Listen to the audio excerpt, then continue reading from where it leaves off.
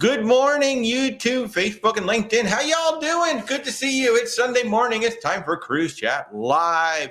Hope everybody is doing absolutely spectacular out there in this world. I see we got John, Norma, Mary, Eric, CJ, Sue. You're all here. We got a whole bunch of people joining in on the TikTok side. It's good to see everybody. Happy Sunday morning. Welcome to another hour of talking all things cruising. So, hey, good morning, Alex. That is a great question. Alex is asking, where is everybody cruising? If y'all got a cruise coming up, let us know. Where are you going and what ship are we going on? Hey, Tammy, how are you? Good to see you. But yeah, great question, Alex. Where is everybody cruising? What ship are you going on? Right now, we've got two planned for the rest of this year. We're going on the Sun Princess, October 19th, with a whole fun group of people. And then on, what's the matter? You sound hollow. I sound hollow? Where? TikTok. On TikTok? No, should be good. I'm here. Okay. I'm good. Here, hold on just a moment. Pop that out. Pop that in. There we go. I don't know. We'll see how that sounds, but who knows? So we got two cruises coming up. We've got the Sun Princess on October 19th. And then we're going on the Azamara Journey for 16 nights for the holidays, December 22nd. Can't wait. Can't wait. So let's see. So Becky's going on she's going to Alaska in May on the Coral Princess. I love it. CJ's going on a 4-day on the Radiance. I love it. I love it. But next year you got a repositioning through the Panama Canal. That's going to be absolutely amazing. And Peggy is 35-day DCL Wonder to Alaska. Oh my gosh, so much Disney news. So much Disney news from yesterday. They're going up to 13 ships. Oh my goodness gracious. You know, Disney had 4 ships for the longest time. And now suddenly, you know, we knew they were adding 4 more. So they went from 4 to 5. We knew they were going to 9. Now yesterday they announced 4 more ships. They will have 13 ships by 2031. What? That's going to be absolutely amazing. User 541, do we make cruise videos on YouTube? Yeah, we got a whole channel on there. Where's Walter Travel? Got all kinds of food reviews and videos and whatnot. Just posted one this morning, actually, with Azamara Cruises, one of our new favorite people. They're so amazing.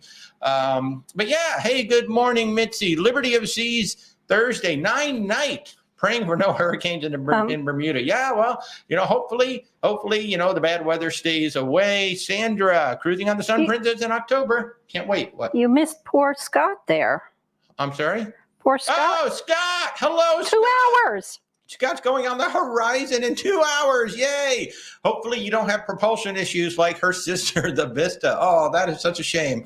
If you didn't see, the Carnival Vista had some propulsion issues, and her Southern Caribbean cruise turned into a Bahamas cruise because she just can't make it down there. So praying for good propulsion on the horizon over there, folks. That's going to be awesome.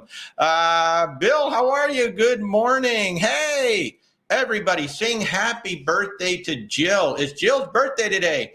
Happy birthday to you. Happy birthday to you. Happy birthday, dear Jill. Happy birthday to you. Sorry. Oh, boy. Mickey was just so excited. He smacked it right off of there. Well, happy birthday, Jill. Thanks so much for tuning in. Hey, good morning, Nene. Good to see you. Let's see. Andrew, your wife.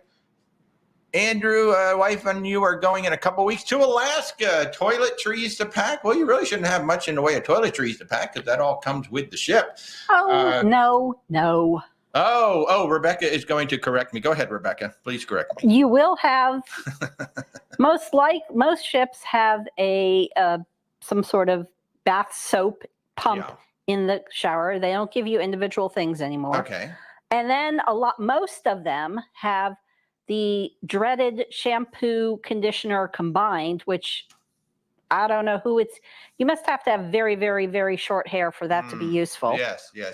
So and you'll have soap for your hands. So what do you recommend they bring? Well, I always bring at least a conditioner because sometimes shampoo if you're really picky, and then all of the stuff you need for your face. Yeah. So, but basically all you're getting is a body wash for the shower. Yep. And sometimes it's shampoo and conditioner separately. Quite often it's combined. So, and then soap for the sink to wash your hands. And of course, Alaska, always pack in layers. Layers. So you definitely want to pack in layers, because in Alaska, it could be 40 degrees in the morning. It could be 75 at night. So you want to pack in layers. You want to have a backpack with you so that you can start to, take off some of the layers if it starts to get warm. If you have really sensitive hands or feet to the cold, then you may want to consider those little chemical warmers that can go in the gloves. So Alaska is amazing. We're going to Alaska next year. I'll pop it up over on the YouTube side. We're going on the Oceania Riviera. We still have a few group cabins still left. If you want to come join us, they're about $1,000 off the published rate. Plus, we have $1,200 added group amenities. I can't even talk. I'm just so excited. There's just so much Disney news that came out yesterday. Oh my goodness gracious. Speaking of which, Ping Pong wants to know, what do we think of the new Disney Treasure coming out? Are we going on it? Yes, we're going on it. We don't know when we're going on it, but we are going on it. I'm excited for it because it's a 7-night itinerary versus the 4-night itinerary. So I'm very, very excited for the Disney Treasure coming up. And I don't know if you saw the pictures that they showed yesterday, but Moana, they showed another rendering of that massive puppet of Taka. Is going to be spectacular. I mean, just the renderings are spectacular. So I can't wait to see what it actually looks like up on stage. But yeah, I want to go on it because I'm excited about the Periscope bar, and I'm excited about that Haunted Mansion lounge as well. I'm really excited to see those. I'm just excited about the whole ship, and I'm excited to have 7 days to experience it versus 4. Hey, Alyssa. Hey, Kurt. How you doing? Bill says 108. Until the Scarlet Lady roamed to Miami. Frank, when is your Alaska cruise on Oceania? There it is. It's June 26th through July 8th, 2025. If you guys want to come join us. And Frank, I saw your email. I will be reaching out to you today. Sorry, yesterday was kind of a crazy day, but I'll be reaching out to you today to follow up on your question. So yeah, we'll definitely get in touch very shortly. Mouthwash, yeah, if you think so, sure. Because literally they don't supply that. No, so if you need it, then bring it. If you're particularly if you're in a standard cabin, it will be body wash, hand soap for the washing your hands, and then a shampoo and conditioner, most likely as one, sometimes separately. Yeah. Pretty much nothing else. No body moisturizer, no face products, no teeth products. So bring all of that. If you're in a suite or in a luxury cabin, you might have body moisturizer. You might have some of that for sure. But not much else, probably. Probably not. So I'll also remind everybody that we've got a great group cruise coming up on the Norwegian Aqua in May 31st. It's going to be a 7-night itinerary. Our cabins are actually more than $1,000 off because we locked in the rate about 8 months ago. And also, of course, this one is selling very quickly. The Margaritaville Islander, the Valentine's cruise. Oh my God, it's going to be so much fun. 6 nights on February 11th through the 17th of next year is a Valentine's cruise where we've set up a group vow renewal on this one. And Alyssa, who's watching on the YouTube channel, we've tag teamed on this one. So we've got over 50 right around 50 cabins right now already. And I don't know how many more we're going to have. So if you want to join us, the rates are absolutely stonking incredible for 2 people in a balcony. I can't tell you the exact rates. I can tell you it's less than $2,000 to get a balcony for 2 people on the ship. So you should definitely come. I thought I said Aqua. Eric, did I say Encore? I'm sorry. It is the Norwegian Aqua. So sorry about that we're going on. I'm just so excited. I'm just so excited to talk to everybody. Hockey fan, what cruise line are we on in December? Azamara, our new best friends. We are so excited to start talking about Azamara. They are, it's interesting. They call themselves entry-level luxury. And I guess, I guess you could I call them casual luxury, similar in a sense to Oceania. And in fact, they have sister ships to Oceania. And we're going on a 16-night Southern Caribbean. We've got 10 ports over 16 nights. We're going to spend Christmas and the New Year's on there. And that will officially be our longest cruise ever. Yeah, and there are 2 special events that Azamara does on every cruise of 7 nights or longer, one of which is an Azamazing evening where they literally, so the ship holds about 700 people. They are literally going to take all 700 people off the ship, and they're going to take us to a private event. I believe ours is going to be in St. Martin, is where I saw that was going to be. And then and they only do that on 7 nights or longer, but literally every cruise of 7 nights or longer, they have an Azamazing evening. It's included in your cruise fare. They will take you to this event. And then the other one will be the White Night Party, which this is a completely different than most White Night parties in the sense that this is the entire dinner. Like they're going to have this huge spread up on the upper decks, and then the party comes as part of it. So it's not just, hey, go have dinner and then come on up and meet us up on the deck to party. It is a party. They set up tables throughout the entire upper decks, and I'm really looking forward to that. So a family of 4 would cost, I don't know which cruise you're asking about. So it depends on the cruise. It depends on the ship. It depends on the time. How much would it cost in July, 7 days with Haunted Mansion with 4 people? I don't know. I'd have to go look. It depends on, which cabin category do you want and how old are the 4 people in the cabin. So, and I don't have a Rolodex. I don't have a magic Rolodex in my head that tells me that. So if you want to reach out, I'll be happy to price it out for you. No problem. Good morning, Silver Librarian. How are you? Let's see. You wanted to bring your own soap and shampoo? Do they usually have limit? Just the TSA limit. Always remember if you're flying, and that's only for carry-on. Huh? That's only for your carry-on. That's only for your carry-on, which usually, we do keep that in our carry-on so it doesn't potentially explode or something in the luggage. But just keep that in mind. The cruise ship will not have limits. No, I mean, if you're driving, you can just go ahead and bring a full bottle of whatever it is you're bringing. So yeah, absolutely. So, Waffle, you haven't taken a cruise ever? Oh gosh, yeah, then definitely reach out. Our services are 100% free.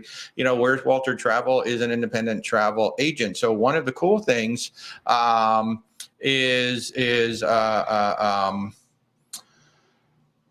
that our services are 100% free. God, I'm just so excited. I'm just keep thinking about all the stuff with Disney that we need to talk about. So our services are 100% free to you. So especially for first-time cruisers, trying to navigate all the various cabin categories, what's included, what's not included, what's the difference, let's say, between Disney, Royal Caribbean, Norwegian, and all these other things. So if you want some help, just reach out. You're watching on TikTok, or you guys are watching on YouTube and everything else. You can go ahead and set up an appointment with me. So on TikTok, just click the logo and then go into the link tree, or of course on YouTube, Facebook, and LinkedIn. There's links in the description. Just reach out. Where's WalterTravel.com, set up a meeting, and we'll chat and we'll get you going. That's how it works. It's so exciting. Hey, Frank, good to see you. I'll chat with you later. Thanks so much for stopping in. Emily, how are you? You're currently on airport standby. Oh my goodness gracious. Well, I hope that works out. Good to see you across the pond. I hope everything is amazing over in your part of the world. I love this so much that we can talk to you all around the world at the same time. I love this so much. Eric, question. Can you buy a cabin upgrade after final payment is made? Yes, it's called bidding. You can pay for it. Yes, you can actually pay for it. We have guests all the time who say, hey, can I get a suite, or can I get a balcony, or can I get something after final payment? You can. But they also do that bidding process as well. So somewhere between 60 and 30 days before the cruise, you're going to get an email from a cruise line going, hey, would you like to bid on an upgrade? And you can also get it that way. Now, typically when you go to pay for the upgrade, it's more than if you bid, than a minimum bid. But yes, it is entirely possible. As long as the cabins are there, it's entirely possible to upgrade anytime. So Alex is saying that the itineraries look great on Azamara. So the thing about Azamara is they have longer itineraries in a lot of places, and 2, they stay longer than just about anybody. So that's what they pride themselves on. They stay until 10 o'clock at night, 11 o'clock at night. They go overnight. They have a 7-night Greek cruise with 3 overnights and 1 extended stay. I mean, in 7 nights, you're going to have 3 overnights. So, I mean, if you want to go to Greece, that is definitely the cruise line to do it if you're not going to do a land tour. So, yeah. Sandy, hi. You're taking a cruise on MSC, $400 for 7 days. Is that a good deal or no? That's super cheap. Yeah, but hopefully you know all about MSC, because MSC is an interesting animal unto itself. It's a very inconsistent cruise ship. So while the price is fabulous, you do need to understand that the service can be inconsistent, the food can be inconsistent. So as long as you're willing to accept that, you certainly can't complain, because the price is ridiculous, right? $400 per person. Yeah. I'm assuming that's an interior, maybe an ocean view. I doubt there is any cruise line that you could get a cruise for 7 days for less than that. Yeah. I mean, when you get on a ship for less than $1,000, you're doing really well for a 7-day cruise. You just have to understand that with that low price comes, some expectations. You've got to set your expectations accordingly.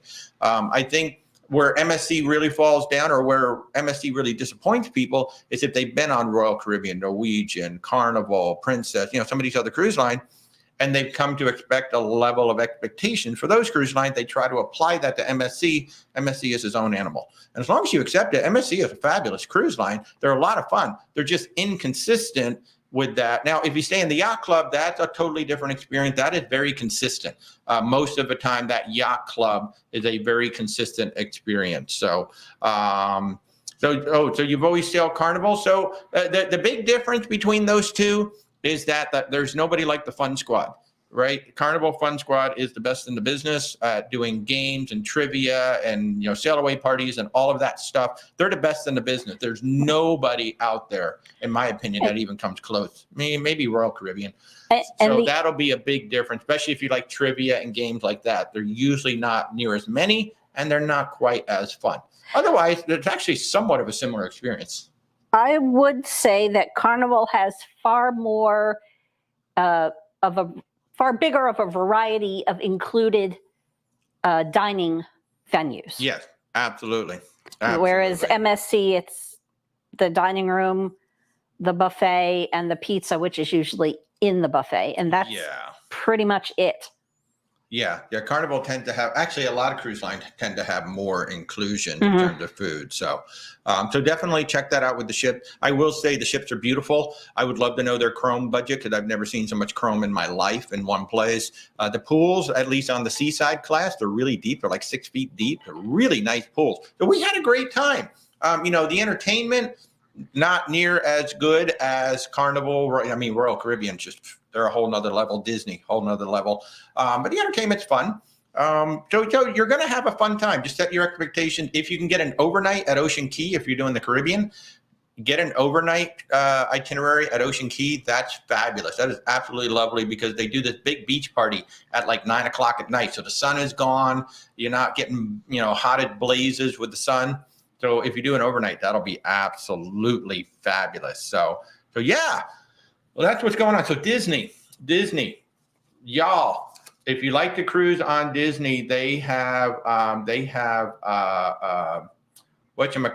4 more new ships coming. We're going to have 13 cruise ships from Disney Cruise Line by 2031. We don't know what size they are. We know that the 2 still to come. So the Treasure and the Destiny are sisters to the Wish. Those are Triton class. The next 2 are going to be Triton class. We know that. We don't know what the next 4 are going to be. I'm hoping they don't say, well, gee, this adventure is really nice and big. Why don't we make another one of these really, really big ones? Maybe they will. Maybe they'll make one big one for the U.S. market to compete with Utopia of the Seas and whatever Carnival has coming down the line. And things like that. But it'll be interesting to see if they decide to build another mega ship in the style of the Adventure. The Adventure is a ship that they bought that was already under construction. It was going to carry 9,000 people.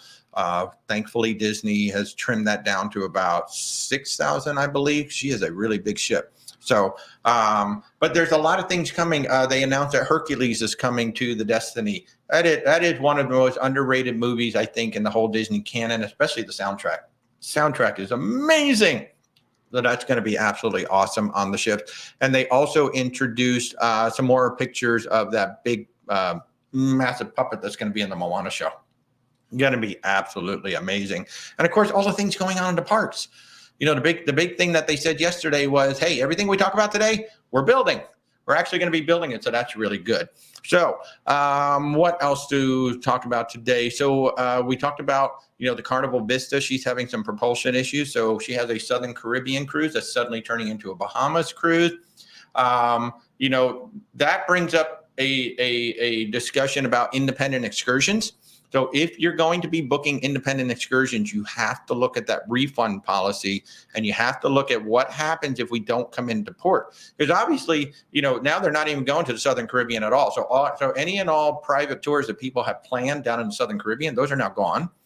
And you need to make sure, because we're about to book some food tours in San Juan for our October cruise. And I had to double check with them and said, hey, what happens if we don't come into port? And they said, oh, you don't pay. We'll refund all the money.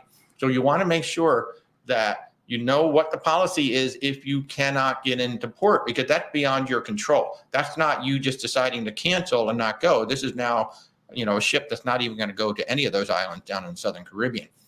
So make sure, just make sure that when you do book these independent excursions, that you check on that, refund policy. How long can you cancel? Because they should all have a cancellation policy of at least, say, 7 days. You should be able to cancel at least 7 days before. A lot of them you can cancel like 48 hours, maybe 72 hours out. And then you want to know, well, what happens if we don't come into the port? Because that you might wake up in the morning and find out you're not going to the port because something happened overnight, and now you're not going into the port, and now you've got to contact them. So those are two big things to check with independent tours. Leo 66, what's going on? The Carnival Vista has reported propulsion issues. She cannot go fast enough to get down to the Southern Caribbean and back in the time allotted. I think that's an 8-night cruise. So in the 8 nights, she can't get up to speed to get down there and back. So they're turning it into a Bahamas cruise because she can do that. But they are going to be working on the issues while they're in the Bahamas. Yeah, because they can go under the ship and try to do some things while she's in the Bahamas. And that is one of the things that they will do too. Like they'll just basically park the ship for a day or two. And then let them work on it while they're down there. They'll fly some specialists in, and they may have some divers go underneath as well, because it might be something under the ship. Hey, Osito, Carnival Sunrise coming up. First time, any recommendations? Well, everybody's going to say Guy's Burgers for sure. I don't have any recommendations on that specific ship, but one area that surprises a lot of people on Carnival, especially if you don't have kids, is what's it called? Serenity. The Serenity area, usually up on the top at the front of the ship, and that is a adults only. Is that 18 or 20? 21. 21 or over only. So if you want to get away from the kids, go to that Serenity area. It's really lovely. I know on the Excel class, they had a bar that had like a salad bar right next to it for lunch, which was lovely. I absolutely loved that. But that would be my big advice for that one. So yeah. You're welcome. Joe, do I have a list of recommended independent tours for cruise ports or a recommended website? I do have a website. Yes. The website is Venture Ashore. They are one of our travel partners, actually. They have they do a return to ship guarantee. If you were to miss the ship, it is their responsibility to get you to the next port on time. And if that requires a hotel and flights or whatever, that's what they have to do. The second thing is don't port, don't pay. And you don't even have to contact them because they are tracking the ships. They know if the ship doesn't come in, it's just an automatic refund, just like the cruise line. If you'd like to support us with the affiliate link, you can go to where'swaltertravel.com and click the shore excursions. Or I think I've got a link. You're watching me on TikTok. I think I've got a link in my link tree to the shore excursion. So one, that would support us, but two, we can also help service the booking. So if you have any questions or anything, you can reach out to us and I can reach out to my direct contact over at Venture Ashore if you'd like. But Venture Ashore, yeah. They're a good one.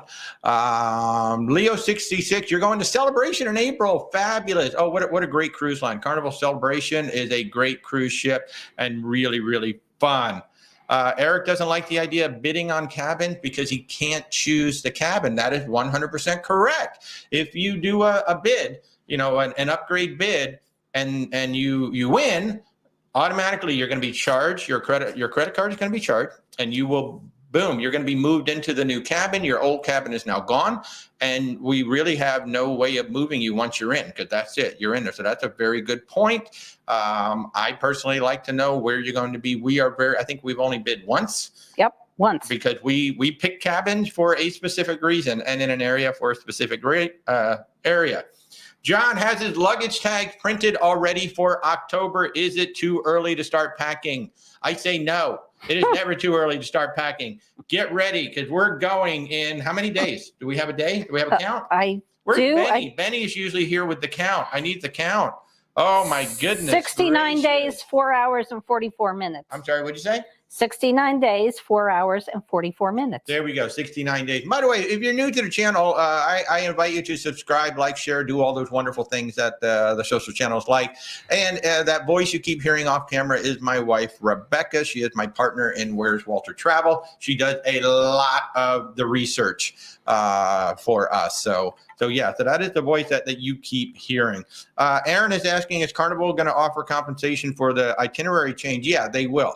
They will definitely be offering some. So I didn't read the full article to see what they're offering, but because they're not going down there, one is going to change the port fees and things like that, and they will offer some sort of a compensation because it changed dramatically. But always keep in mind, the cruise contract says we can change the cruise at any time for any reason. I was going to say, I haven't heard of any compensation. I'm not saying there isn't going to be some, but I haven't read of any yet. It's not going to be a lot, but they'll offer a little something because the cruise is still going. Still going to be an 8-night cruise, just going to be a different 8-night cruise. So let's see, best cruise line for Alaska. There is no best cruise line because there is the one, and this is true of anything, Alaska, whatever. It's just the best ship for you. Whatever is the best ship for you. Rebecca, the camera does look like it's changing. So it's the best ship for you for what you want to do. And so in Alaska, we have two primary cruise lines that we lean into. One, no, it didn't change. Okay. I guess it's me. Thank you for doing that. So one, Princess. Two, Holland America. They more or less own Alaska because they've been going up there for so long. They have the best. Ports, port berths and things like that. And they also had the most passes to get into Glacier Bay National Park. The other two that we've really been leaning into lately is Oceania and Celebrity for cruise lines up there. But there is no best. What I will say in Alaska, I much prefer the smaller ships. I think the smaller ships are a better experience in Alaska. And if you can do the one way, you usually get either one extra glacier or one extra port in a 7-night itinerary, because when you do the round trip Seattle, the ships have to stop somewhere in Canada. If you do the one way from Whittier to Vancouver up to Whittier, well, you're starting or ending in Canada, so they don't have to waste a stop with that. So I much prefer those one ways, and I much prefer the smaller ships versus the biggest ship. If you'd like to reach out, I can't even tell you how many we booked in Alaska so far. We have our own Oceania group cruise coming up next year. If you're thinking about going in 2025, June 26th through July 8th of 2025, we're going to be on the Oceania Riviera. That's only 1,200 passengers. We are doing the round trip Seattle, but since it's a 12-night, we're still going to hit all the ports. So that's going to be absolutely amazing. And we're going to have 12 hours in Victoria, Canada. So we'll really have some time to see that. So if you'd like to reach out, where'swaltertravel.com, or just click my logo, and like the very first link in the link tree is going to be contact us. Just set up a time. Our services are 100% free to you. We'd be happy to help you out. Chris, a good third-party insurance. The insurance that we use personally is Allianz Global or Allianz Travel, depending on which state you're in. And what has impressed me with them has been the claim service. I think we've had 5 claims now from clients so far who have purchased it, and they've all been handled quickly and efficiently, and the coverage is really, really good. So that's the one that we use personally. Alex, Which cruise lines have announced 2026 cruises, especially around South America or Australia, New Zealand? I don't know if Holland America has those in there yet. Very few. There are quite a few that have at least Australia and New Zealand 2026, but only the beginning of the year, because the Australia season's usually like maybe November through March. Yeah. Somewhere in that range. So they might have kind of the end of the 25 into beginning of 26, but they will not have the end of 26 yet. I think nobody has that out yet. Yeah. So 26 is kind of rolling out. Princess has a bunch of 26 in Europe out, I believe. Or is that just Alaska? It might be just Alaska. I'm so confused. 26 is starting to come out. 2025, 2026. I know Holland America has their big world journeys out, because I've been booking those for clients. Some of their 30, 40, 50, 60 day itineraries. They have some of their big grand voyages, legendary voyages, whatever they're calling them. I know those are out for 25, 26, and they're spectacular. They are absolutely stonking spectacular. A lot of people just, for whatever reason, they don't look at Holland America for some of these major long cruises. But I mean, you can go to Europe and back round trip from Boston. You can go to the Mediterranean and back round trip from Fort Lauderdale. You can go to the South Pacific and back from San Diego. You can do Alaska and Hawaii round trip Seattle. There is just so much going on with Holland America and some of these extended itineraries that are just stonking beautiful. Great question from Aaron. I'll throw this out to the whole group. Has anybody been to the Bacardi rum factory in San Juan, and was it worth it? So if any of y'all have been to the Bacardi rum factory, just chime in. Let us know. Was it worth visiting in San Juan? Thank you for the question, Aaron. This is a great question, Duck71. Is a handicap cabin more than a regular cabin? The answer is no, it shouldn't be. As long as it's the same category, a BA balcony is the same price, whether it's an accessible cabin or it's a standard cabin, as long as they're the same category. Now, the thing with the accessible cabins is that they're only in certain categories. So like you might look online and you're like, hey, this balcony is $1,200, but an accessible balcony is $2,000. Why? It's because the accessible is actually in a higher grade category. So most cruise ships will have anywhere from, say, 3 to 6, maybe more subcategories within each one. So like 6 inside, 4 outside, maybe 12 balcony categories, 10 suite categories. So, that may explain some of what you see if you're just looking online, because a lot of times online, they don't tell you which subcategory you're actually in. But no, as long as it's the same category, the accessible cabin should be the exact same price as the standard cabin. And two things to bear in mind. One, not every ship has every available type of cabin in accessible. Exactly. There are ships that only have interior accessibles. Yeah. And there's some that will have suites that are accessible. It just depends on the ship and the cruise line. And two, if you need an accessible cabin, you're going to have to fill out a form to state that you need it, and B, book it as far out as you possibly can, because there are not a whole lot of them on ships. Maybe 2%. If that. Ship. And so you need to book it as far out as possible to guarantee that you get the cabin that you need. Yeah, and there's also multiple levels too. There's ambulatory, and then there's fully accessible. Duck71, yes, we are travel agents. Where's Walter Travel? And you can reach out to me. Oh, Mickey's going down. You can reach out to me at where'swaltertravel.com, or you can click the logo and click contact us to set up an appointment. Our services are 100% free to you. So yeah, we are travel agents, and we're really enjoying it. Yeah. And just one thing to note, the ambulatory accessible cabins, basically all they are is a standard cabin with more grab bars in the bathrooms or around the room. So if you need a scooter or a wheelchair, you're probably going to need a fully accessible cabin, because you are supposed to, and more cruise lines are cracking down on this, you're supposed to be able to store and keep your scooter or wheelchair or whatever inside your cabin at night. You are not supposed to store it in the hallway. They can take it away, or they can actually remove you from the ship now. They're starting to get to that point. Joni, you got 49 days until your cruise out of San Francisco to Hawaii. We want to do that one. We've been looking at like LA to Hawaii for maybe 26. We're waiting for a few more itineraries to show up. But we actually want to do that and mix it with Disneyland. I've never been to Disneyland. Disneyland's going to be celebrating 70 years next year. That's going to be absolutely amazing. So yeah. Leo 66, what do we think about the Margaritaville cruises? Well, we have a group cruise coming up. So the Margaritaville Islander, that is the ship that we went on. What a fun time. And the really cool thing about the Islander, this is the first ship that was actually designed by Margaritaville at sea. The original Paradise was done as part of a licensing deal with the old Bahamas Paradise Company. We know how that went. Margaritaville bought out that company, and they have made improvements to that ship. But the Margaritaville Islander is the first one that the Margaritaville team actually went in there and designed, and it feels like Margaritaville. It is fun. It is a lot of fun.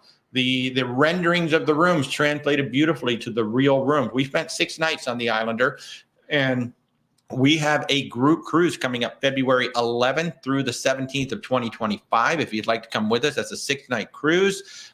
Key West, Progresso, and Cozumel. So Progresso is pretty much a brand new cruise port. It came online about 2 years ago. Got a lot of interesting things about it. It's in the Yucatan Peninsula, similar to Cozumel.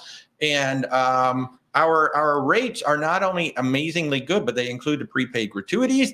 And if you're a couple, and you would like to participate, we actually have a group vow renewal that will be led by the captain, because we'll be on it over Valentine's Day. It's going to be fun. But the Margaritaville Islander is like, if you're a fan of, Carnival, Royal Caribbean, Norwegian, you're gonna find some similarities on it.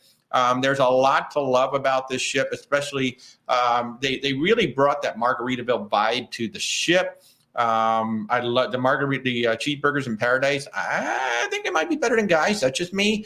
And they just do one, right? They just do a cheeseburger, a really good cheeseburger, and it's really, really good. The Mexican Cutie Cantina had a great breakfast burrito. The pizzas were really, really good. Finn's Dining Room was getting so much better because we were on the very first sailing. So, of course, they had some issues in the beginning, but it was getting better. And we've heard a lot of great reports from people who have been on the ship. 13 bars and lounges that each have their own margarita. So that's kind of fun. You can make your own margarita crawl during over the course of the cruise. So it's really good. But if you want to come join us, I can tell you that our balcony cabins are just a ridiculous price, and they do include the prepaid gratuities. We can't tell you what they are over the air. That's part of our contract. We're not permitted to say, but I can just tell you our rates are ridiculous at the Valentine's Cruise, February 11th through the 17th out of Tampa. Yeah, I will say, our opinions of the Margaritaville Paradise are a little different. Well, we have not been on it. No, we've not been on it. I probably will go on it at some point. I'm still very hesitant to book guests on that particular ship because it is a completely different experience. So yeah. But I'd be happy to talk to you folks about that. And by the way, Greg from Margaritaville is coming on. He was supposed to be on this past Thursday. Every Thursday night, if you're new to this channel, every Thursday night I try to do a show with a travel partner. Every Thursday night, 8 p.m. Eastern time on our YouTube channel. Greg from Margaritaville was supposed to join us this past week. He unfortunately was under the weather, so he'll be coming back on another night. But if you want to talk about the Paradise, he will be talking about that ship. I will be going on it at some point, so I can truly talk about it. But as of right now, I have not been on the ship yet. So, hey, Kathy, how are you? Good to see you. Thanks for sharing all that information. I appreciate it. Hey, Becky, I just totally missed this. You got the British Isles on Princess for 2026 book. Yes, you do. Thank you so much for allowing us to be your travel partner. It is so much fun working with you. And to couple with that, John's asking, does Princess have a strong future cruise offer on board? As with any other cruise line, that offer changes all the time. We strongly encourage everybody to go to the Future Cruise to see what is the offer. In general, Virgin still has one of the strongest offers, even though they keep changing it around. Virgin still has a very strong offer out there. But go to the Future Cruise desk. Sometimes it's just as simple as, hey, it's a $25 deposit. And that's it. Then you don't have to pay again until final cruise. Sometimes it's onboard credit. Sometimes it's a discount. The discounts are not as frequent as the reduced deposit or the onboard credit. And then the other thing you can also do is you can bank a cruise for later, where it's like, okay, you put $25 down now, that's your deposit for a cruise that you can book over the next 2 years, kind of a thing. So always go there and see what the offer is and check it out. Yeah. And then the nice thing about Princess is that their future cruise deposit is refundable, and it automatically refunds if you don't book it within the time frame, which I think is down to maybe a year, maybe 2. I think it's a year. Yay. But the money will automatically come back to you. Whereas like when you book a future cruise thing on Norwegian, you might have more time to book your next cruise, but it's non-refundable. Sure. So, Carla, by the way, back to Aaron. Carla is saying, yes, the Bacardi rum tour is absolutely worth it. Thank you for that, Carla. Your husband and you are going on your very first Virgin Voyages cruise next month. What should we expect from BB? And thank you for reminding me. We always forget this every week. If you're trying to ask questions about Virgin Voyages on TikTok, you have to do what Carla did, use VV. That is not us blocking the word virgin. That is TikTok blocking the word virgin. So if you want to ask questions about Virgin Voyages, do what Carla did. BB. What to expect from Virgin Voyages? It's a much more chill ship than most people expect. Right there on TikTok, I have a whole playlist from the Scarlet Lady, and I have a whole playlist up on YouTube from the Scarlet Lady and the Valiant Lady as well. But she's a much more chill ship than most people expect during the day. It's a very casual, relaxed ship. Food is quite good. It is very much a come as you are. There's literally no dress code. So if you want to go to the restaurant in shorts and a t-shirt, you can. No bathing suit, but you can do shorts and a t-shirt if you want. And the shows are a lot of fun. One of my favorites is always, Around the World in 80 Minutes with the Diva. That's just a fun show. And some of the best music on the ship is every night at the On the Rocks Whiskey Bar. They will usually have a solo to a quartet playing out there. Really, really good. And every night they do an OPA hour back at the dock on the back of the ship. So with tapas and drinks and things like that. We're actually a top 100 Virgin Voyages agent here in the United States. There's like 100,000 people selling Virgin Voyages here in the US, and we're in the top 100. So, if we can help you in the future with Virgin, certainly do reach out. We're really excited about that. We're proud to be working with Virgin. They're a very interesting cruise line to work with. Tamika is just one of the best people in the entire industry. She's our representative. And John DiOrio, who is the vice president of sales at Virgin Voyages here in the North America, we've become pretty good friends as well. He's a really, really nice guy. I love that I can ask him for a phone call. He actually is, yeah, sure, let's talk. I mean, this is the vice president of Virgin Voyages here in the U.S., so that is really, really awesome. And Alex, I'll get there in a minute. Becky saying, I believe Princess will also put the future cruise under the same name TA you booked with. Is that correct? That is correct. It should be correct of every cruise line. When you book a cruise with a travel agent, such as myself, then you go to that future cruise desk while you're on the ship and you do a future cruise or you do a future cruise certificate, it comes right back to the same travel agent. So then we can manage it for you. That's true of if you book a cruise or if you just do like a future cruise certificate or something like that. It does come back to the travel agent. Alex, does Azamara offer any incentive in booking by TA or for solos? Well, 85% of all Azamara cruises are booked by travel agents. That's why they love us so much. But they do offer solo incentives from time to time. They don't have any solo cabins on the ship, which is actually kind of surprising because Oceania does. Oceania took some of the obstructed ocean views and turned them into solo. But they do offer some solo incentives from time to time. Yes, you would just have to reach out and we would have to check on that cruise itself. So. Wow, we got questions coming from everywhere today. I'm loving this. So for those of you who don't know, and maybe you're new to all of this, we're actually broadcasting on TikTok, YouTube, LinkedIn, and Facebook simultaneously. So that's why you see me answering questions from both sides. So yeah, it's a lot of fun. You're welcome, Lee 66 or 606. I'm so sorry. Yeah. Good morning, Chris. How are you? Good to see you. Duck 71, your first and only cruise was last year on the Oasis of the Seas out of New York. Any better options?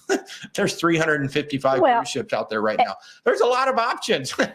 So yeah, there are a lot of options. What's better just means I don't know what you liked and didn't like, and that's not something we can really get into a discussion. Just you popping up questions like that. Just reach out. I mean, that's the best way. Let's talk about what did you like about Oasis? What did you not like about Oasis? What are you looking for? You went on one of the biggest cruise ships in the world, the Oasis class. Only the Icon is bigger than the Oasis class. So you did go on one of the biggest classes of ships. You went on a ship with some of the most people on a ship. And I don't know what you liked and didn't like. So yeah, just reach out. Let's go ahead and figure it out, because like I said, there's about 350 cruise ships out there right now. So yeah, there's definitely a better option for you. Well, whatever it is you didn't like and what you would like to be. So so Dick wants to know, did I find the quality of the food in the buffet to be the same or different across the fleet of ships? You were on Anthem twice and you didn't like the food. You're on Odyssey and hoping that the food in the buffet is more edible. Food is so subjective. I've been underwhelmed by the main dining rooms on Royal Caribbean, but buffets have been pretty good. Well, I mean, not every item. Yeah, I mean, not everything is great, but the main dining room has been very underwhelming for me on all the Royal Caribbean ship. We didn't actually do it on Icon because we were only on it for 2 nights. But main dining room's okay on Royal. The buffet's been pretty good. It's like we've never gone hungry. And I think the specialty dining, I think Izumi is one of the better, if not the best sushi joint out at sea right now that I've had so far. Some of their specialty dining has been real. Hook Seafood was amazing. And even Wonderland was fun. I don't know that I'd do it again, but Wonderland was fun. And so I don't know. Food is very subjective. If you're looking for really good food, or you're looking for better food, then you step up to Celebrity, Princess. Certainly Virgin Voyages is amazing with food. Oceania has incredible food. Azamara, we're hoping, we keep hearing about all this food on Azamara, so we're going on there. But if food is something that's important to you, Royal Caribbean would not necessarily be my first choice to send you on. I'd probably send you on Virgin or Celebrity first before I sent you on Royal Caribbean. Yeah. So let's see. What do we got over here? Fenway Chris, do I find the Celebrity Edge class to feel packed and overcrowded at full capacity, or did they do a good job with the design, spread people out? So we haven't been on one of those ships, period, yet.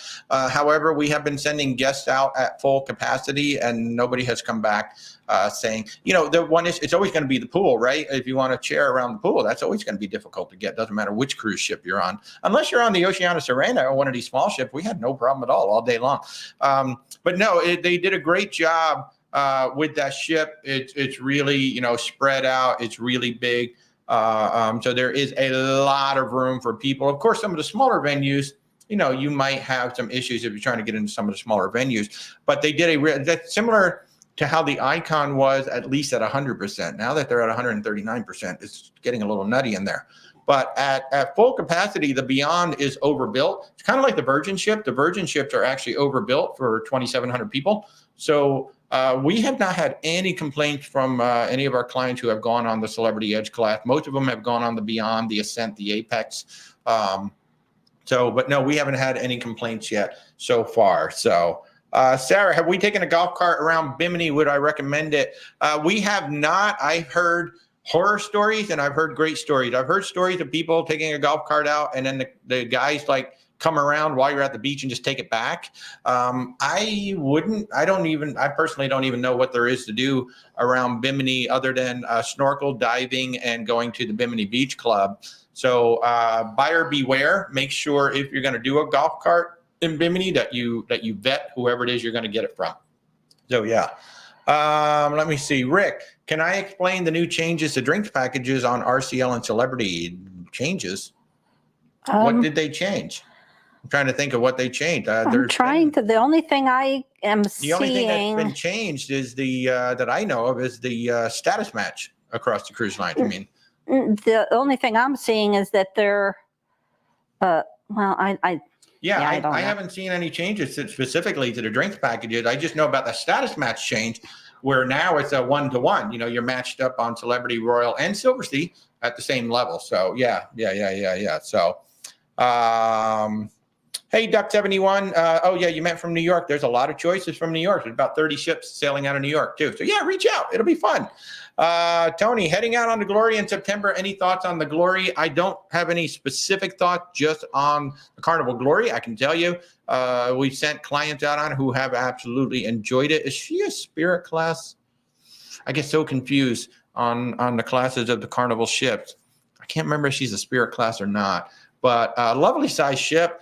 Most all of the Carnival ships have gone in for some sort of a dry dock because you see that they now have the blue hull. So if they've had the blue hull now, which I know the Glory does, she's gone in within the last 2 years to get a refresh. So you should have a lot of fun. The only thing, I remind everybody, if you're going on these shorter cruises, like 3 or 4 nights, it will be more of a party vibe than, say, a 7 or 8 night cruise. So just keep that in mind. But you should have a lot of fun. You should have a lot of fun. So the Carnival Valor. Oh, she a sister to the Glory? I can't remember. But yeah, she should be. I really have a hard time with for some reason with Royal Caribbean, it's really easy to keep all the classes together. On Carnival, it's a lot harder for me to keep all the classes together. But the Carnival Valor, we have had some clients go out on that and enjoy. As long as you enjoy the smaller ship, there's something lovely about the Joe Farkas design ships, right? That have all those old like a lot of stained glass and a lot of really interesting design work throughout. There's something about a Joe Farkas ship that is really, really cool. And we saw that with the Margaritaville Islander. Which I didn't even realize I still got that up on the screen. But we saw that on the Margaritaville Islander where there's still a lot of Joe Farkas touches throughout the ship. So, hey, Alex is saying that the Dolphin House at Bimini was pretty cool. And I see somebody said you can rent a bicycle in Bimini as well because it's only 9 miles long. It's very small. It is very small. And to be honest with you, we have never been to, the Glory is a Conquest class. Thank you, CJ. I appreciate that. And he said the Conquest holds 3,000, not super tiny, but it is a small ship in today's world, isn't it? Though, anything around 3,000. Well, I guess technically under 2,000 would be a small ship. The Glory would be a mid-sized ship, technically, but it is amazing. I like the smaller to mid-sized ship. They are lovely. I had a great time on the Carnival. On the Icon of the Seas. I do enjoy the Oasis of the Seas. They are really big, and we know what we're getting into when we go on there. So we do enjoy that a lot. Let me pop that up there. We got the Norwegian Aqua Group Cruise on there that I want to talk about too, and remind you all that we're going on that. I know that was a weird segue, but I want to remind you all because we still just have 5 cabins left. And they're over $1,000 off the public price. So if you want to go see the new Norwegian Aqua, May 31st through June 7th, that would be absolutely awesome to have you guys come on and do that. So let me see. Okay. So what else to talk about? Oh gosh, the Oceania Riviera for Alaska. I definitely want to do that. I want to have you guys come with us. 12 nights, June 26th through July 8th, 2025. It's going to be absolutely amazing. So let me talk about real quick while I wait for a few more questions to pop up in there. Let me talk about some of what Disney did release with their ships. So they told us that there's 4 more ships coming. So it's going to be 13 ships sold. That's insane. Disney had 4 ships for the longest time. And we got 5, and then we got 6, and we knew we were going to have 8. Now suddenly we're going to have 9. We're going to have 13. That is absolutely amazing. And Hercules is going to be the show on the Treasure, which seems to fit perfectly with that ship. And they even showed us a clip with Hercules and some of the muses. I love the muses. I think it's one of the best soundtracks out there. Period. It is such a fun soundtrack out there. And so that's coming. And then they talked about Taka with Moana 2 and being one of the largest puppets ever developed at sea. Absolutely freaking amazing. So I'm excited. I'm really excited to get on the Treasure. We haven't booked the Treasure yet. We have to. Our very next cruise after the Sun Princess. So the Sun Princess is coming up in October. That it's really close to being sold out if it's not sold out already. We have no more group rate cabins. They're all gone. We've got about 35, 40 people going with us on that ship. It's going to be a lot of fun. But then the next one after that, we're going on the Azamara Journey. Now, that ship is only 700 passengers. We're going to do an ocean view cabin on that particular one. And it's going to be a real interesting experience because last year we went on the Oceana Serena, which is a sister to the Azamara Journey. Now, you may be wondering, well, how do two different cruise lines have sisters? It's because a while back there was a company called Renaissance Cruises that built 7 cruise ships. And when the company went under, Oceana bought 4 of them. Azamara bought 3 of them. And then a couple years ago, Azamara added a 4th ship, which was a former Princess ship. She's the Azamara Onward. These are called R-class ships.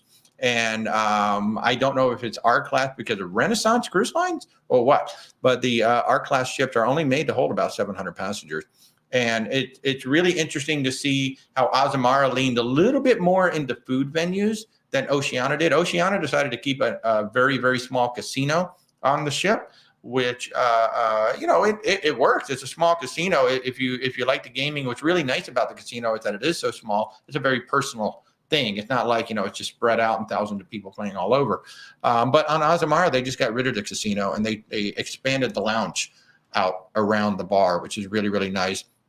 And they added a couple more food venues. So it's going to be really interesting. It's going to be, we never cruised for Christmas and New Year's. We did it for the first time last year. Now we're doing it again this year. So it'll be round trip Miami for 16 nights. We've got 10 ports. And at one of the ports, St. Martin, they're going to take all of us off at night and take us to an exclusive event just for the Azamara guests. They do this on every cruise that is 7 nights or longer. It's called an Azamazing Evening. I don't think any other cruise line does anything like this. Maybe on occasion they do it, but Azamara literally does this on every 7-night cruise, which is crazy, or 7 nights or longer. So that's going to be amazing. Plus, we're going to have the White Night Party. And the White Night Party is not just get up and dance and have fun with the band. It's actually a whole dinner. They actually clear the pool deck, they clear the upper deck, and they put tables out throughout the entire upper deck, and it's a whole meal. It's this it kind of reminds me of what we used to get like before the pandemic, where like you might have a big barbecue or a midnight chocolate buffet or something out on the pool deck. We don't really see that anymore with the cruise lines. Maybe on occasion you might see a little something out there, but Azamara does this big white night on every cruise. Doesn't matter how long it is, but every single cruise is going to have a big white night party out on the deck with this massive dinner and everything as part of it. So it's going to be really, really cool. Alex is asking, is Disney planning to cater to the solo crowd on their newer ships? No word on any of that. Of course, we just found out about the 4 new ships yesterday. So all we know is that there's 4 coming. There are no solo cabins, to my knowledge, on any Disney ship right now, nor do they really cater to the solo traveler on those ships. You can't do, Stephanie goes on them by herself, obviously, our dear friend Stephanie, and solo travelers do go on Disney. However, you're going to be paying that full 200% solo supplement. Yeah, you will. Now, Royal Caribbean sent us recently a whole solo supplement special that they were doing where it was 125%? 150, I think it was 150% or 125% instead of a 200%. So for those of you who don't know what I'm talking about, solo travelers on a cruise ship have to pay for both berths in a cabin when they're in a double occupancy cabin. That's just been a rule with cruising for I don't know how long. And so solo travelers tend to get penalized for traveling by themselves. They have to pay for the person who's not in there. And some cruise lines are starting to introduce solo cabins. Now, the thing about it is those solo cabins are not necessarily half price. It's not like if it's $2,000 for 2 people, you're going to pay $1,000 for 1 person. There's still a markup going on regardless, but it's much less of a markup usually when you're in a solo cabin. And then we run into a situation like on Virgin quite often where the solo cabin is actually more than the double occupancy cabin for whatever reason. I don't know why. Well, it's probably a supply and demand thing. But it's still kind of weird where like a solo Sea View will be $2,100, but a regular Sea View will be $2,000. It's like, that's just kind of interesting. Well, there's obviously more of the regular ones left than the solo ones. Right. So, Chris, are you going to be overwhelmed on the Carnival Mardi Gras? You've only been on the Freedom 2 times. No, I don't think so. I don't think so. It's certainly going to be a bigger ship than the Freedom, although the Freedom is a pretty big ship. Carnival Freedom's a big ship. I hope they don't bother putting the whale tail back on her, because clearly Freedom doesn't want a whale tail. She's already burned it off twice. So just don't even bother putting it back. But no, I don't think you're going to be overwhelmed on the Mardi Gras. Now, the Mardi Gras does have choke points that I don't know if they've worked some of that out on the newer ship, but like near the Grand Central, which is that middle theater with all the glass, there is a choke point there, and the seating is terrible for that secondary theater out there, the Grand Central Theater. You have to be in the front row of the balcony, or you got to be down below. And I mean, people were showing up like 2 hours early. I'm sorry, I'm not going to waste 2 hours just sitting at a table waiting for a show. That's just me. So those are really the only two negatives from it. But my gosh, I don't know if they've improved it since we've been on, but disembarkation was a mess. Yeah, disembarkation was definitely a mess when we got off the ship. But they may have improved it, because this was a while ago. Yeah, we did self-disembark, and they told us they were going to call us by something, muster station, and they never did. So we just ended up just walking off the ship. But the Mardi Gras has more food than I've ever seen on any ship. The shows were included fun. Food. So much trivia, games, you name it. We had so much fun on that ship. I think you're going to have a lot of fun. Good morning, Mike. Super Nurse, you'd love to have us as a travel agent. Oh, yeah, definitely reach out. Set up an appointment. That's all you got to do. Just set up an appointment. where'swaltertravel.com. We will be more than happy to help you out. Our services are 100% free. Good time to remind you guys, we service. Now, I know we talk about cruises on here, but we do land luxury expedition. So yeah, we're working on some Disney World vacations right now. We booked land tours in Greece and Europe and everything else out there. So yeah, we'd be more than happy to help you out with anything, because we do talk about cruises a lot, but we do book everything. And especially with pre and post cruise, maybe you want to spend a few days here, you want to spend a few days there. So we can help arrange that. We've got some clients where we built entire land tours around a cruise as well, maybe 10 days on land, 10 days on a ship, something like that. So yeah. We can do that as well. So all you got to do is, if you're watching us on TikTok, you click that logo. There's a whole link tree under my profile. And if you're watching us YouTube, LinkedIn, Facebook, there are links down in the description. Just reach out, set up a time. It'll be great. Let's see. Lucky Mama, I love that. Have we been on the Norwegian Joy? You're going a week from today. We've been on the Encore and the Getaway. Those are two sister ships. Oh, the Escape. Joy. Huh? Escape. The so Getaway and the Escape. Yeah. None of the ones with the racetrack like the Joy has. Yeah, the Joy has the racetrack on it. We didn't have the racetrack. I can tell you, I love the Getaway. Or the Breakaway class, I should say. I love the Breakaway class ship, especially deck 8 with that waterfront. That's just like our go-to jam. We like to sit out there on the waterfront during the day, because it's surprising for a ship that big, the pool area and all that area sitting up top by the pool, there's really not a lot of room up there. It's kind of a small space for such a big ship. I think it's because of the Haven. The Haven takes up so much room. So we tend to hang out down on the waterfront, down on deck 8. There's lovely sofas and chairs to sit there. There's an outdoor bar, plus they have outdoor dining and things like that. So we tend to hang out down there. But the entertainment was great. The cruise director staff was a lot of fun. I mean, they do a lot of what I like to do, a lot of visual trivia in the lobby, in the atrium area. They did a lot of visual trivia, which is different because they got that massive screen.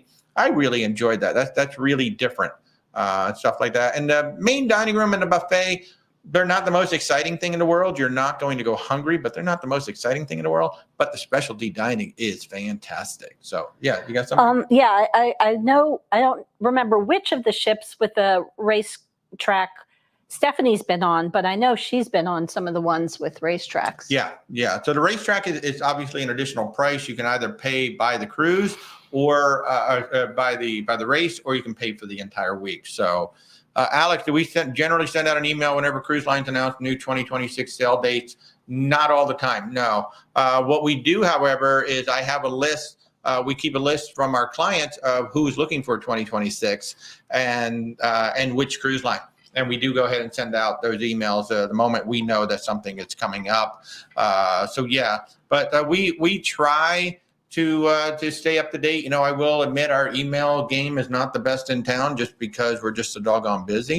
Well, and there's there's a so little many hard cruise to lines. weed through the 8,000 emails a day. I mean, literally, and I'm not joking, probably 120 emails every single day that we receive. And we try to tell our partners, you know, look, you don't need to send us an email every day. I don't need to get 2 or 3 emails every single day.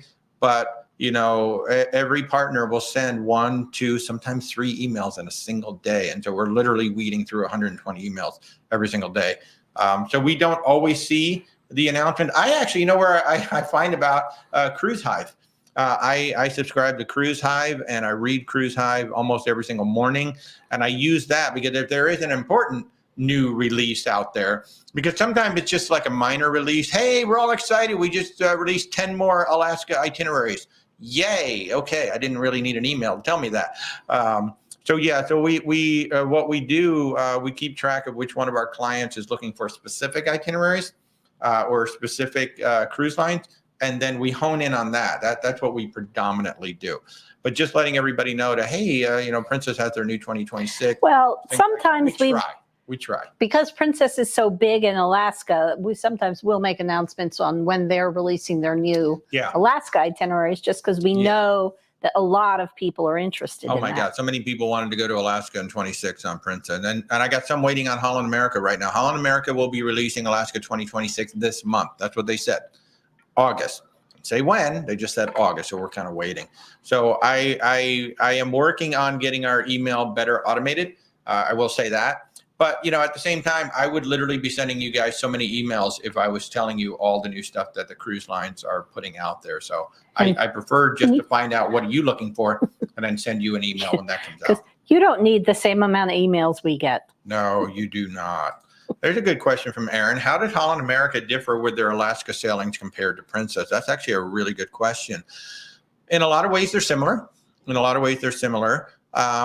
of the things that Holland America does, there's two things that Holland America does that Princess does not. Holland America offers some longer itineraries just on the ship. Princess does have an 11-day cruise, but it's from San Francisco.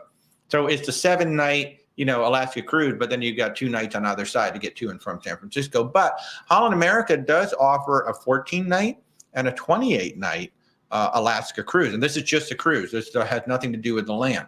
So they offer that. Plus, they offer the one I was talking about earlier, this round trip from Seattle, where you can do Alaska and Hawaii round trip from Seattle. So you go to Alaska first, you go down to Hawaii, and then you come back to Seattle. So Holland America offers some longer itineraries that Princess does not. The onboard experience is somewhat similar. Princess puts more emphasis, I think, into that nighttime, the shows, and then the smaller venues, whereas Holland America has a music walk now, which is phenomenal. You got B.B. King Blues Club, you got the Billboard Lounge, you got the Rolling Stone Lounge. So, you know, they both have good live music at night, but I think Princess's shows, like their original shows, are even better. Princess does have the puppies in the piazza, so they'll bring dog sled puppies onto the ship. Now, I don't know if they do that on the cruises out of Seattle as well, but I'm pretty sure most of the north-south ones, they do that. The other thing that Holland America does that I don't think anybody does is if you do a land tour, you can go to the Yukon. There's an option to go to the Yukon, which I don't think anybody does. There's actually a chartered flight. You will fly over to Dalton and spend 1 or 2 nights there. So that's something that they do totally unique. Otherwise, they are very similar in their experiences because Holland and Princess have been going to Alaska the longest. And so they own the best berthing rights. They own the most passes to get into Glacier Bay. So they've been there very long. Plus, they have a lot of really good relationships with all the local vendors. So yeah, they're really good. But those are a couple of the biggest differences. The longer itineraries, going to the Yukon, and then Princess has the puppies in the piazza, which is great. Otherwise, they're very similar experiences. Holland does tend to be a little bit more expensive. And Holland's onboard package is not the same as Princess Plus and Premier. Princess has the best onboard package of anybody out there, other than, you know, the brands that include all of that stuff. But the Princess Plus and Premier, I've heard rumblings that the price is going to go up. Even if the price goes up, it's still going to be the best package out there. Holland America's Have It All Plus. If you book early enough, you can get the plus that includes the prepaid gratuities. That's a good one too. But the Princess Plus is still the best package out there. Good morning, Christy. Oh, you're welcome, Lucky Mama. I'm glad the information was helpful. I'm really glad the information was helpful. Hey, Betty, how are you? Good to see you. Thanks so much for joining in. I hope some of y'all are going to be coming with us on Valentine's Day on the Margaritaville Islander. That's going to be so much fun. Hey, if you weren't here earlier, we were talking about the propulsion issues on the Carnival Vista. Or was it the Vista? Yeah, it was the Vista.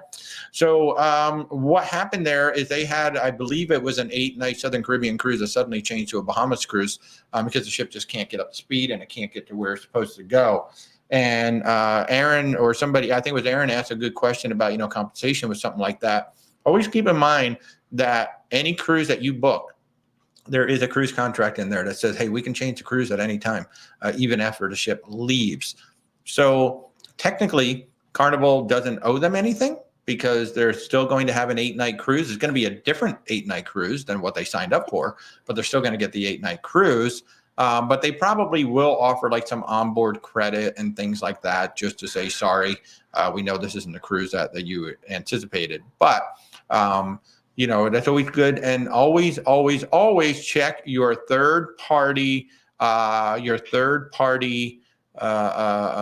excursion. Yeah. Check that cancellation policy, check the do not port policy, because you don't want to be stuck paying for, even a $50 excursion. But man, especially if you got like a $300 or $400 excursion, you want to know what that policy is before you book it. Always ask. They should all be able to tell you and direct you to a written policy that this is what's going to happen if you don't port.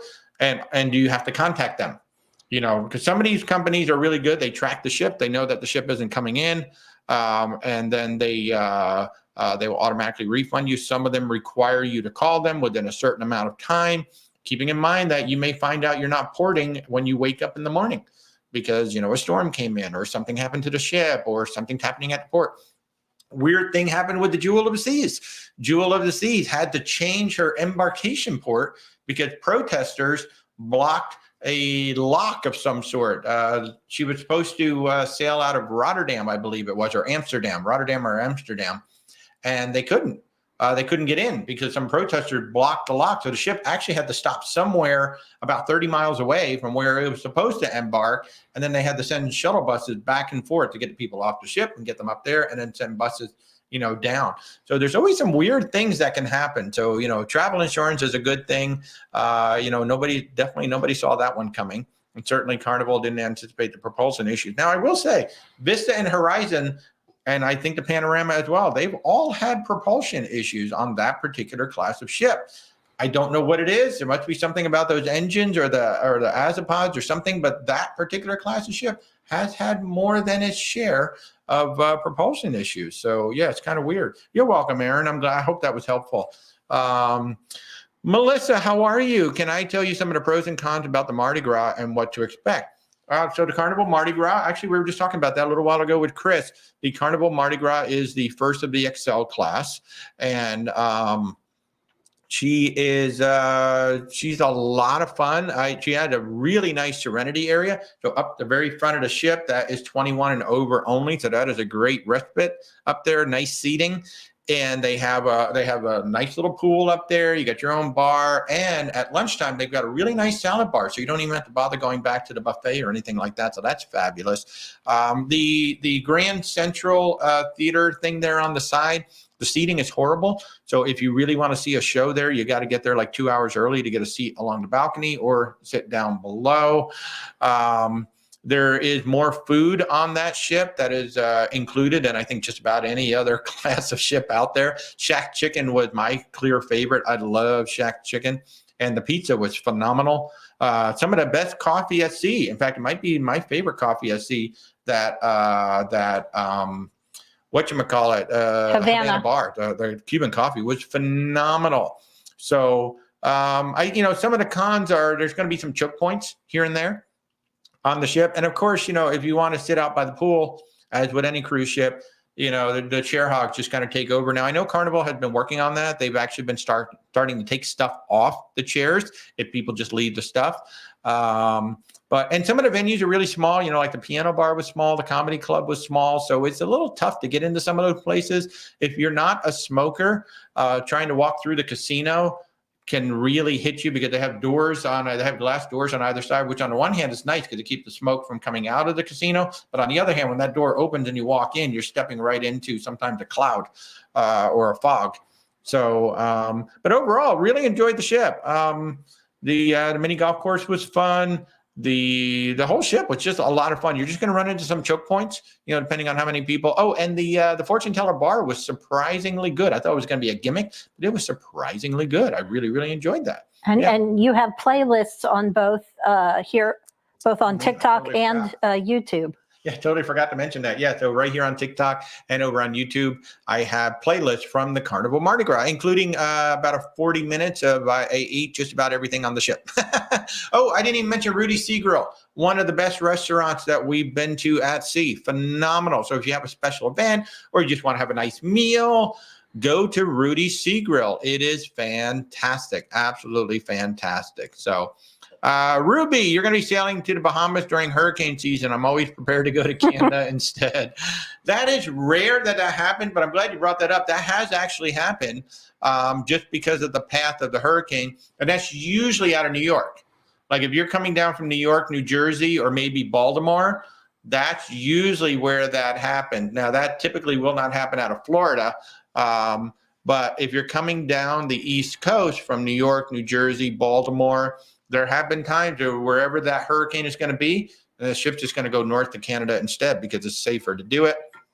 And that is quite the different cruise. Down in Florida, usually it turns from east cruise, Eastern Caribbean over to Western Caribbean, or Western Caribbean over to Eastern Caribbean. But yeah, so it has happened. And that is the most, I think that's the most quote unquote extreme of changes of all of the things out there. So, thank you for the kind words on the YouTube channel. I appreciate that. I really, really appreciate that. Let me see. John, do cruise ship casinos close for Alaska itineraries? I believe it's illegal to gamble there, and the ship is not very offshore. They will take the ship into international waters so that they can open the casinos, but just like any place else, when you're, a dock, they can't. But anytime they're in international waters, they can open up those casinos for sure. And you'll know as well because then the shops are opening up. It's the same thing with the shops. If the shops are opened up, then they got to pay the local taxes. That's why they don't do it. So yeah, they will take the ship. International waters are only like 10 miles out or 8 miles. It depends on where we're at, but I think it's like 8 or 10 miles. So that's not very far. They can just take the ship off and just get it away. They may also operate under special rules. I really don't know. I don't know what's different about Alaska. So yeah, that's good. Melissa, can I tell you about some places to go as a group to Costa Maya, Cozumel, and Mahogany Bay? I don't know what you mean by go as a group, but Costa Maya is where you can go see the Mayan ruins. There are three, as far as I know, there are 3 different places you can go. From what I've been told, one of the best ones is the one that is literally like a 3-hour ride to get there. So not many people go there. That's one of the reasons why they recommend it. It's because it is so far out there. So you can go to the Mayan ruins in Costa Maya. In Cozumel, they have chocolate factories. They have more Mayan ruins actually that you can go to from there. I think they have swim with the dolphins in Cozumel. And we've done chocolate tours. We've done salsa making classes there. Of course, there's a lot of shopping. And Cozumel has different docks. So depending on which dock you pull into, there will be different experiences. Like a lot of people love the Margaritaville, which is at the farthest dock down there. It's kind of fun coming in on the Margaritaville Islander, pulling up to the Margaritaville. It was actually kind of fun. So those are some of the things in Cozumel. And then Mahogany Bay, we didn't really do anything. In fact, Rebecca stayed on the ship. I walked down to what's nice about Mahogany Bay, that is a Carnival built location. It's a 10-minute walk from the ship to the beach. So it's a nice short walk to the beach. You can also take the overhead tram and ride down to the beach as well. But I will tell you, the beach is not the best beach in the world. It's a little bit of coarse sand. It's not the nice. It kind of has a sharp drop off on it. It's not like it's really like maintained all that well. So it's not the best beach. but it's very convenient. And then there's a lot of water sports that you can do as well. So that is a Carnival owned and operated thing to do in there as well. So Stewie Buckets, I love that. What? Christy, yeah, you did miss the Disney cruise Christy, talk. hey, yeah. But he may get back to it. You never know. Yeah. We've talked about Disney on and off throughout too, with all the announcements. So so we talked about the 13 ships coming. Stewie Bucket's going on a honeymoon on Harmony in late September. That's going to be amazing. So Disney, my goodness, what all did they announce? So we got a Villains Land coming, a Cars Land is coming to Disney World that is different. It's more off-roading adventure. Zootopia is coming somewhere. Monsters Inc. is coming to Hollywood Studios. Oh my goodness, I'm like blanking out on everything. I'm hoping that the Monsters Inc. does not get rid of the Muppets. Oh my goodness, I really hope it doesn't get rid of the Muppets. The Villains Land in the that was Magic the first Kingdom. thing I said. Tropical Americas is coming to Animal Kingdom. Yeah, I said the Villains first. Oh, okay. Tropical America is coming to Animal Kingdom. That's going to be Indiana Jones and Encanto. Walt Disney is going to be an animatronic. I think that's one of the coolest things that they announced. Now, Walt Disney basically invented the animatronic like 60, 70 years ago. He is now going to be an animatronic. He's going to rotate with Abe Lincoln in Disneyland, which I think is rather poetic because, I mean, that was the first thing they made for the World's Fair. So that is actually kind of cool. I do love that. There's a new Avatar world coming to California Adventure, more Adventureland. Lion King is coming to Disneyland Paris. Here's the one that doesn't make any sense to me. Coco. They're making a Coco boat ride in Disneyland. They're going to build a brand new Coco ride in Disneyland. It's a boat ride. We've all been waiting for that to come to Mexico in Epcot because it's perfectly set up for it. Just get rid of the 3 Caballeros and change it to Coco. I was rather surprised by that one. So yeah, some really cool new stuff coming to Disneyland. So Beyond Thunder Mountain is going to include Cars Land and the Villains Land. They're both going to be Beyond Thunder Mountain in the Magic Kingdom. So that's going to be super, super cool. Yes, moments with Disney, as long as they keep Lincoln too. And I think that's the whole idea. There's a beautiful symmetry to that Lincoln was the first animatronic, and now Walt Disney is going to be the newest animatronic. That's going to be awesome. Super Nurse, is December a good time to cruise the Caribbean? Yeah, great time to cruise the Caribbean. We're doing it. Now keep in mind that the prices are going to be higher because you're in that holiday season. So between Thanksgiving and Christmas, New Year's, the prices do go up because all of that is considered the holiday season. They're all holiday sailing, but it's a fabulous time. We did Christmas to New Year's last year. We did 12 nights on the Oceana Serena. We're doing 16 nights this year on the Azamara Journey. You're going to be hearing a lot more about Azamara on these channels from me because they are a really, really fun cruise line.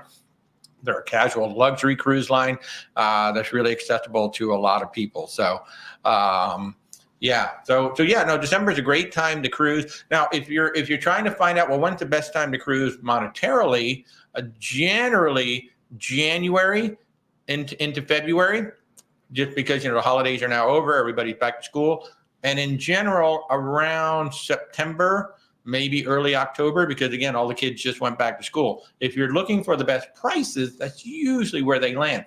Another thing about the best pricing for any cruises, the day they get released, or right in the beginning, like that first month that they're released. That's what the cruise lines are doing now. They're rewarding you for booking early. So if you book early, you're generally going to get better pricing than if you wait until the very last moment. So Silver Librarian, you're going to email me today. You can reserve an appointment. Oh, yeah, sure. Well, keep in mind, there's only certain times that are available on my schedule. Now, if you want to talk today, it may not have let you set one for today, but I'll certainly just reach out. Absolutely. Drop me an email. I'll get back to you after the show for sure. So Alec wanted to know what's coming to Epcot, and then you answered your own question. That's pretty much it. A Spaceship Earth-themed lounge is going to open in Epcot. Epcot got no love yesterday at all. No announcement except for that. And I think that's because Epcot has had this ongoing thing. They've really been, doing a lot of ongoing things. But I was stunned to see Coco coming to Disneyland, not to Disney World. That was just absolutely weird. Absolutely weird. I like that. Kathy says I reply within 25 hours. Not 24 hours, but within 20. She gives me that extra hour. Thank you. Oh, no, don't take it away, Kathy. Don't change it to 24. It's going to be 25. I like that. You're giving me an extra hour. I do try. I don't always get there. And particularly if try. We're traveling, it's sometimes, depending on the internet, how it's working, that can be a little bit longer. That's one of the things that I pride myself on, is trying to get back to you within 24 hours. I really do, or less than 24 hours. I absolutely do try to do that. I hate it when I don't. But sometimes we're just so busy. I've got my list every single day of, first thing I do in the morning, I check the emails, I write down, I double check that list. And I kind of run down, I got to take care of the payments first, obviously, take care of the outstanding reservations next, and then I start getting down to the questions. So I do try. And one of the things that I do is I stay up till midnight on the days that the Virgin Voyages dining bookings come up. And I book the dining for my clients so they don't have to deal with that app that may or may not work. Usually doesn't. So, and I will say, sometimes your replies are, "I'll get back to you," because you have to ask questions to other people. But or I just don't have time to answer you right now. So I do try. I mean, I think that's one of the things that we really do try to do as a travel advisor, and we're working better on that pre-cruise information. I'm working on trying to get you more information before you go on the cruise lines or before you take that travel, to get you better prepared for things like that. So that's the part that we're really working on, is getting more information. That's how we're introducing more systems, more automation, and just trying to get you guys even more information. But we do pride ourselves on at least trying to give you that human response within 24 hours. Yeah. Absolutely. CJ was able to get a chat for today. Yeah. So, what the way our calendar is set up, Mondays and Thursdays are blocked out. Mondays and Thursdays are what I call our catch-up days. So there's no appointments on Mondays and Thursdays. And then the rest of the time, we have certain hours that you can book. You can't just book during the entire 8 hours of the day. I try to segment it out so we've always got time, because, it's just me and Rebecca. So we do need time to actually do the work. I've had days where I've had 6 calls.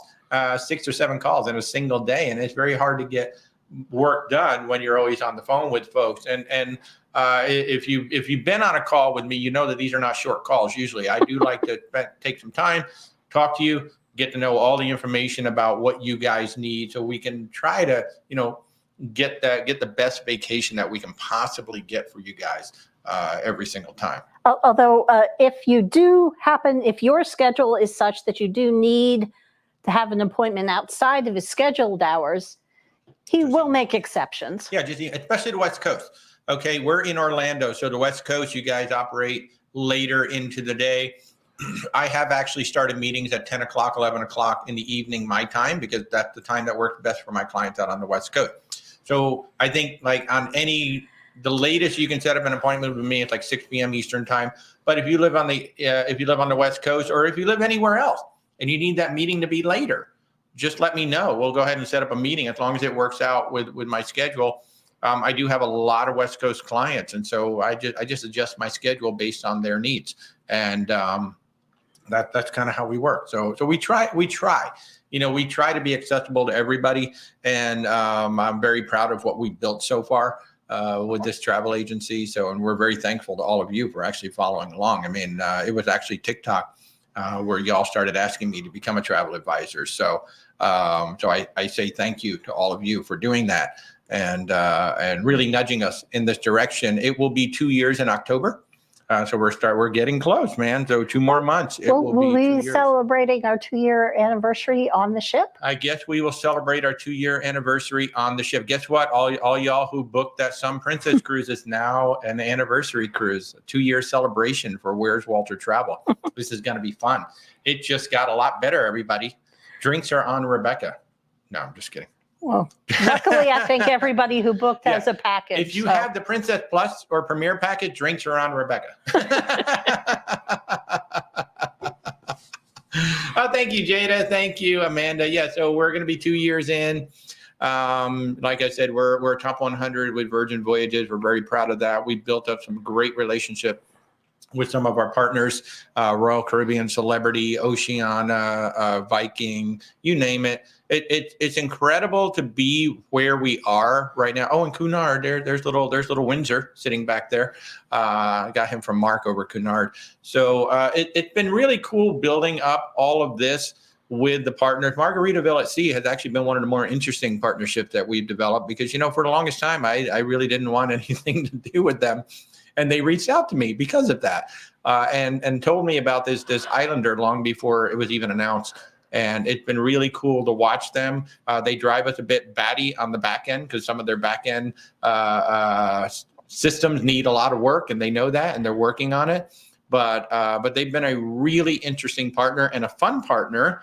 And so it's been really, really interesting to develop this and to see how this whole industry works from the other side. We were cruising for 16, 17 years before we became travel advisors.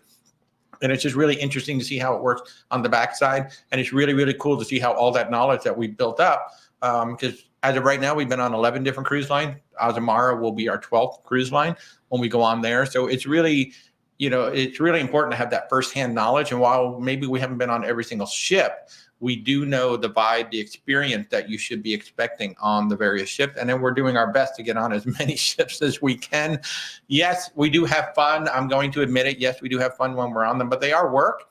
And yes, we do pay for them. It's not like we get to go on all these. Some people are like, oh, you get to go on all those cruises for free. No, we do actually pay for them. You've had a couple of preview cruises. Yeah, the preview cruises, yes, they do invite us on we've been on 2 so far. But all the rest of the cruises, we got to pay for those and go on them. So we do that, and we enjoy it. It is fun, but it's also a lot of work.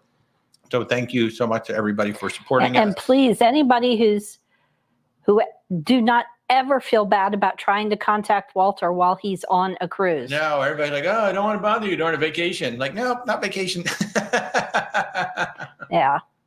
Don't ever feel bad about it. May take them a little longer to respond. You can feel bad about contacting Rebecca, though, because Rebecca just wants to chill. She's just sitting there relaxing. But we have 2 laptops now. So now she's going to have to bring her own laptop, and I might actually put her to work from time to time on the ships. So darn it. But I'm a lot harder to contact. Yeah, Rebecca's a lot. Because I don't have a direct email. I know. So, folks, I'm going to wrap it up. I'm going to just tell you one more time. We're kind of getting into that last call area with Oceania Riviera, 12 nights in Alaska. We're going to go round trip Seattle, June 26th through July 8th. Our pricing is about $1,000 underneath what Oceania is currently selling this cruise for. Plus, we have $1,200 of bonus amenities, prepaid gratuities, and a drink package upgrade. 12 nights out of Seattle, 8 ports, June 26th through July 8th, 2025. The Norwegian Aqua, again, about $1,000 under what we have 3 balconies and 2 interiors left on the Norwegian Aqua. This is the brand new Prima Plus class ship that's coming out next year. This is going to be May 31st through June 7th. Our rates are over $1,000 under what the public price is right now. And if you get the free at sea package, we're throwing in $100 of onboard credit with that. And the Margaritaville Islander. This has become a super popular cruise. Even with our luxury clients, they're even excited about this. They're like, hey, man, we want to come see what this thing is all about. So the Margaritaville Islander, we are sailing February 11th through the 17th, 2025. It's going to be Key West, Progresso, and Cozumel. If you are a couple and you would like to partake in it, there will be a group vow renewal led by the captain. That's going to be a lot of fun. I can't wait. And so that's all going to be there. And 6 nights. And our group rates are really cheap. I mean, they're really good. I don't want to say really cheap, but they're really good. And our rates do include prepaid gratuities, which is awesome. And right now, Margaritaville has given us some leeway that, hey, if you want to book some of these other categories, just reach out. If we've got some allocation, we'll go ahead and give you some other categories such as suites at our group rate. So they've been really, really good to great to work with. And I hope Greg is going to be able to come on the show soon so we can talk more about. But Margaritaville is going to be I think this is going to be one of the best group cruise ships out there right now in the Caribbean. It's well set up for groups. It's got a lot of fun stuff to do. Even corporate training, corporate events, Margaritaville Islander should be on your radar because the price is so good and the things that they provide are so great. It's going to be a lot of fun. So I thank you all for joining in. Alex is asking who's coming on Thursday night. Right now, there is no guest schedule for this coming Thursday night. So it may be us going. Mindy, how to make an appointment with me. Click my logo. Just go into the bio and there's a whole link tree right there. Or actually, there's even an email link, I think, on TikTok. Just go in there or go to where'swaltertravel.com. But yeah, just go on in there and select a time in my calendar, my online calendar. Or if you don't see a time that works for you, just go ahead and email me, info@where'swaltertravel.com. You can just do that. Yeah. So folks, I hope you had fun today. I had fun today. Mickey had fun today. We had so much to talk about with his cruises. But yeah, so we'll see you. So I'll definitely be on Thursday night. I don't know if we'll have a guest or it'll just be us chatting. But everybody over there on the YouTube side and Facebook, LinkedIn, I'll say goodbye to all y'all first. Thank you so much for tuning in. Have a great rest of your Sunday.